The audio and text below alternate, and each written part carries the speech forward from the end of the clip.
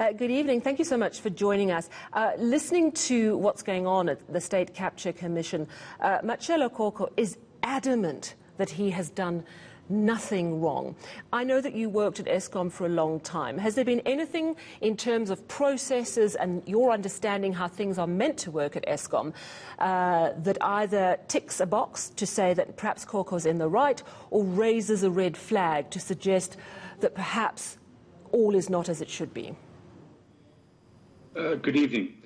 Yes, I mean, the first thing that comes to mind is that Eskom is a shark's tank. I don't think there's one clean person at Eskom in management. And I say it very reservedly. When I was there last in 2008, I even said to the people around, this is like playing a game of Survivor. There's so much lying and deceit going on and corruption under your nose that you don't know where you should side with to survive.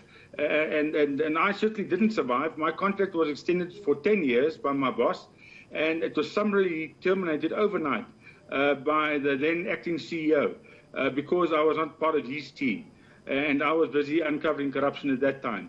As far as Mr. Koko is concerned, I think he's damned if he does, he's damned if he doesn't. On the one hand, he is playing in the shark of tanks. And that includes infamous Ms. Daniels, whom I met for the first time in 2005, and saw very similar survivor-type tactics taking place at that time, where files were disappearing, people's work were disappearing, people were terminated overnight. American consultants, Ms. Susan Olsen, was brought from America to try and help up sort out the optimum dilemma. Her files, and I got quite close to Ms. Olsen, because she's an energy expert from America, and her files disappeared overnight. And the only person who could have had them who could have removed them because they shared an office was the infamous Ms. Daniels, as far as I remember. So Mr. Koko is damned if he does and damned if he doesn't. Mr. Koko is an extremely bright engineer. He is the brightest engineer, or certainly brightest black engineer, if we have to put a color to it, that I've ever met in my life.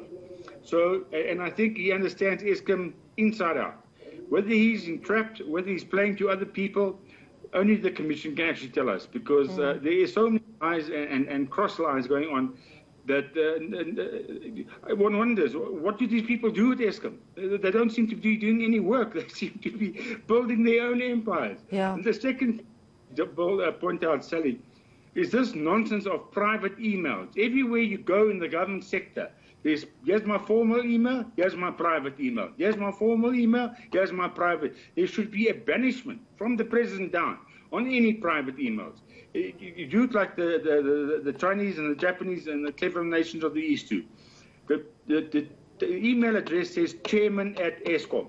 And if there's a new chairman, at least he can go back to the previous emails and see what hasn't been done. And that was a big issue with Mr. Mabuza, who said he walked in there, he threw everything in the out, and he started with a clean desk. And then he got caught out by stuff that had been pending that he didn't attend to. I really think that from a governance point of view, if we don't address that, we are setting ourselves up for more and more. It's really an interesting perspective. I think what is very disturbing is, we know that what Matshela Koko is talking about, it's dealing with the fact that the Optimum coal mine was then sold off to the Gupta-affiliated Tegeta around 2015. But the city press report yesterday is suggesting that there are ghost contractors, fake invoicing or inflating invoices that are then paid out. That has been happening, allegedly, over the past 3 years. So you're talking about when you were there around 2008. Do you think the rot has stopped? Or do you think what we're hearing is an attempt by Andre de Ruyter and his team to get to the bottom of it all? With respect, with deepest respect, the false invoicing and the fronting started in 2001. I have evidence. I handed it to Eskom's legal team. They conveniently made it disappear. I still have that evidence. And I can tell you right now that as we sit here under the clean management, call it clean management, as we sit here now, there are billions of rands of irregularities still going on today.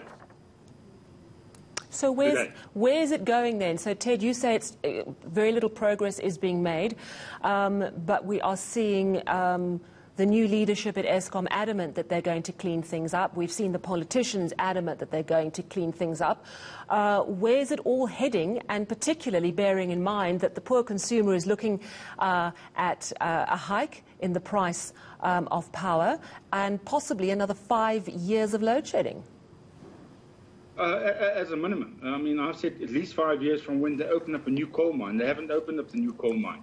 But Sally, believe you me, there will be revelations in the next 3 weeks which will show that not only is the corruption still ongoing at Eskom, there is new corruption taking place at Eskom, right under management's noses. Oh, well, we will, I'm sure, chat to you about that as we hear more. Thank you very much for chatting to us this evening. Mining and Energy Advisor with the Energy Expert Coalition, Ted Blom.